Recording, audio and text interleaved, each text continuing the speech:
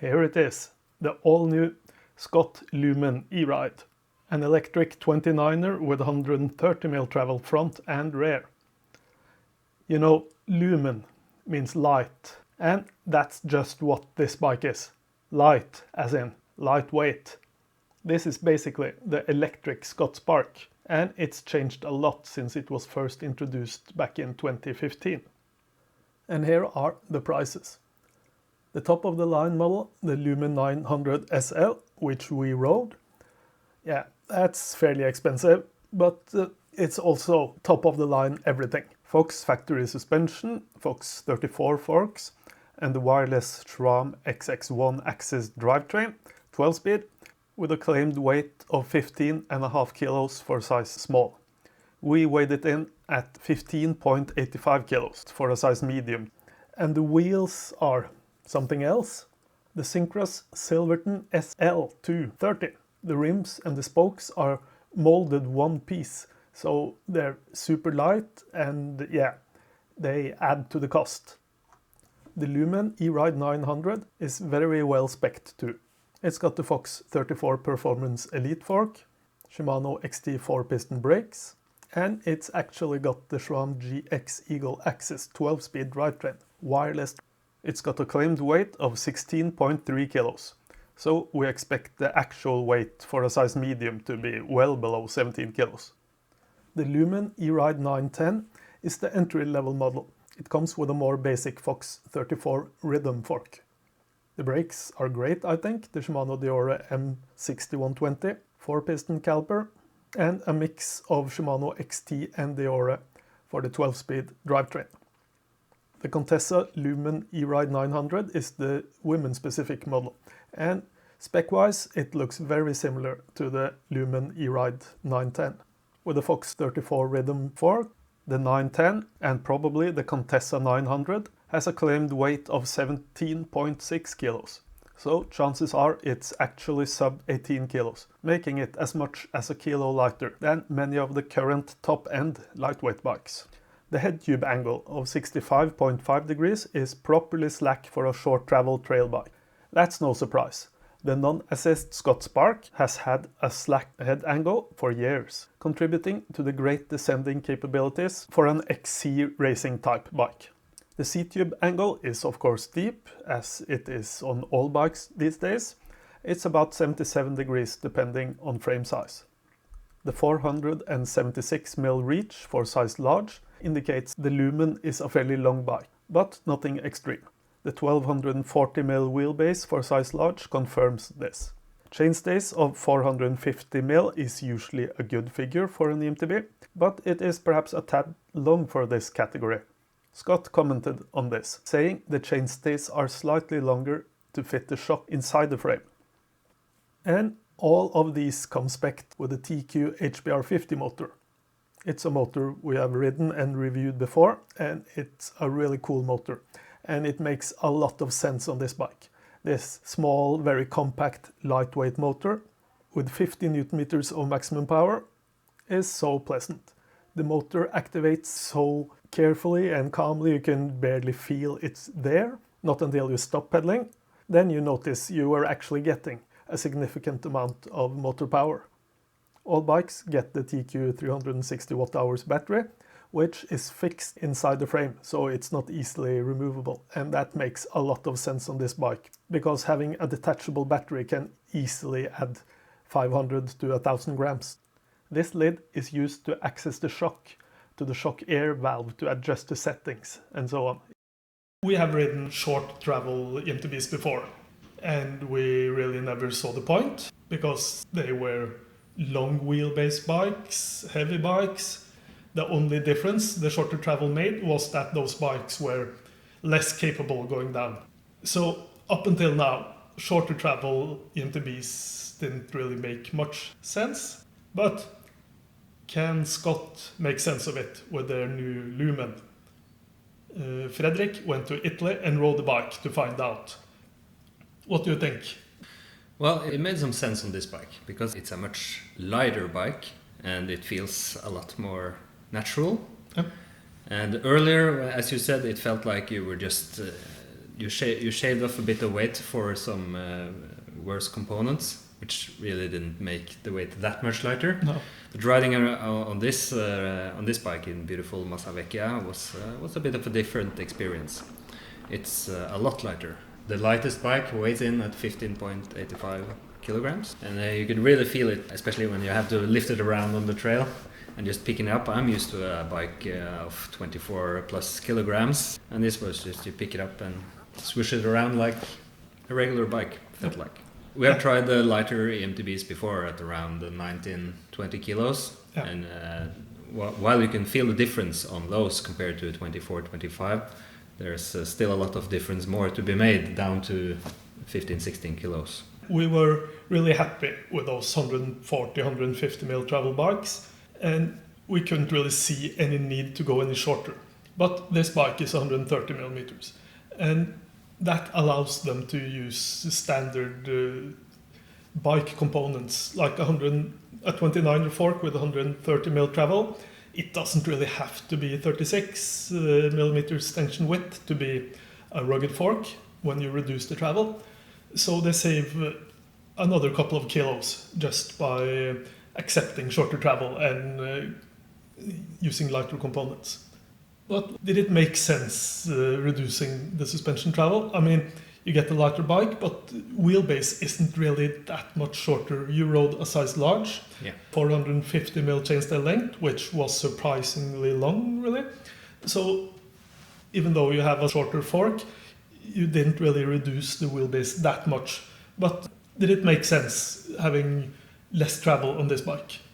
Well, it didn't feel like a long wheelbase bike. It definitely was very nimble on the trails, and both going up and going down. And I think that the weight that you save has something to say.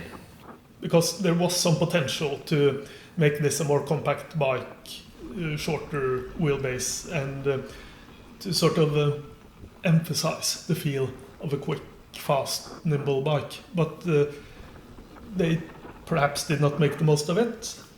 I didn't feel like that at all. It was when going upwards in really tight hairpin turns, it was really maneuverable. And also when lifting the front was really easy.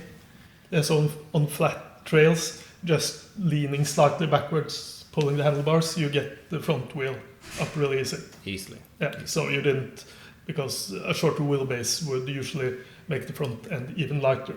Yeah. But you never missed that. And when climbing the steep sections, did the front wheel feel light at any point, or was it mostly planted?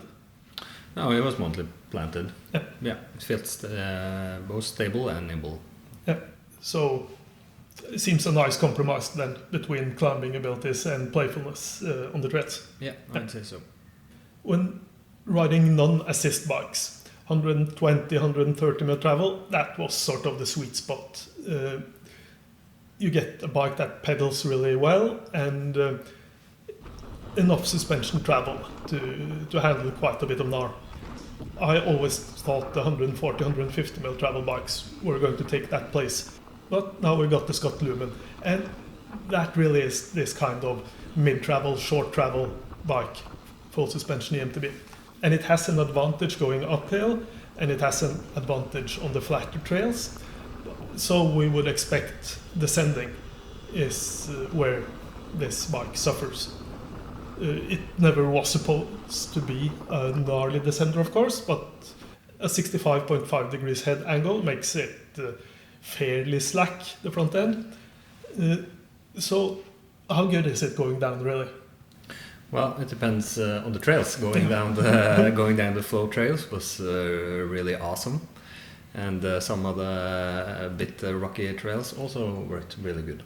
Yeah. Of course, when you get into the more rockier technical section, you felt lacking a bit, a couple of centimeters of travel. But that's not what this bike was constructed for either. No. So it's like the non-assist bikes with 130 mil. It's all about having fun on the descent. It's not about maximum speed into the gnar. It's about choosing the lines as easily as possible and getting off the ground. Yeah, and this really was an easy bike to hit your lines on. It handles really well, and you can easily throw it around, and jumping also is really fun. So I think that's cool. We've been missing this kind of bike. Scott says this is sort of a new addition to the EMTB world, and they are right. This category has been very popular for non-pedal, non-assist bikes. So what makes this bike so lightweight and so natural feeling is, of course, the TQ HPR50 motor. Yes, the motor on this bike really helps with the feel of the bike. It's a really natural feeling motor. And what do I mean by that? Well, when you start pedaling, it gives you power right away, and when you stop pedaling, there's basically no overrun. And one of the main things that makes it feel like a natural bike is that there's basically no noise. As long as you don't pedal in a high frequency, you can't hear the motor. The assistance level were fairly good, I'd say. It's a lot less than the full fat EMTBs, of course. You have a smaller motor and a smaller battery, but it gives you a lot of help. Enough that the uphill sections goes smoothly without expending all your energy. Yeah. We did a very in-depth review of this motor when we rode the Trek Fuel EXE. It's the same motor, so check out that video. This time we got to ride the bike with the range extender battery. Yeah. And Scott made a point of this, that this bike has the shock integrated in the C-tube, and the reason for that was bottle cages. They wanted 2 of them, and they wanted to be able to install a range extender at one of them. Yeah. So it was important for them to also have the range extender and also have the bottle. Yeah, and by placing the shock in the C-tube, they freed up some space, and it looks really nice, and this is the design language we're expecting from Scott these days. Both the non-assist bikes like the Genius and the Spark look like this. The Scott Patron looks like this, so it was no surprise the new Lumen would be the same way. It really gives the back end a clean look. Yeah, it looks really nice, I think. And with the electronic shifter, there's no cable running along, so it gives the whole bike a even more clean look. Yeah, it's just the Twinlock that adds a few cables. I mean, this is the short travel. It's a short travel Scott. It, of course, would have the Twinlock. Did you use it at all? I tried it, and it was easy to use, and and then I turned it off again. Yeah. It sort of makes sense on this bike. If you want to pedal at above cutoff speed, then I'm sure a lot of people will find it helpful. For us, just cruising along on EMTBs, we never missed suspension lockout, but for this kind of new category, it could be a welcome addition. But back to the range extender. It's 160 watt-hours battery, combined with a 360 watt-hours integrated fixed battery in the down tube. So when you plug in the range extender and you switch on the bike, it says battery remaining 150%. Yeah, that's cool. So you rode the bike both with and without. Yeah. And did you notice any difference? I mean, if you rode it with 2 water bottles, then removing 1 water bottle and installing the battery, it doesn't really make much of a difference. No, it would be about the same, because the range extender, we weighed it to just about 1 kilogram. Yeah. So I rode with just the 1 water bottle first, and I rode with the range extender later, but I didn't really feel any difference. It didn't ruin the ride. Nope. No. The range extender, when you plug it in, it will always drain from that first. And this is to maximize the power you can give to the motor, so it will drain the range extender, and then when that's done, it will cut off for 1 second and switch to the main battery. And when you plug in the charger, you plug in just straight into the range extender, and it will start charging the main battery first. So 130 mil travel, full suspension, lightweight EMTB. Is that something the world of EMTBs have been missing? Yeah, I would agree with Scott that this is a new category e-bike, and it definitely felt like something else. The combination of the natural feel of the motor and the lightweight of this bike really gave the impression of a natural feeling. And being on the trails, I just had to concentrate on what I was supposed to do. I didn't think about okay, how do I need to curb the motor so I will get over this next obstacle. Just feel what you would do on a normal bike and just think about the line you're gonna take and the obstacles you're gonna hit, and just have fun. So this kind of bike with a shorter travel, more lightweight, it's really cool to have that option now.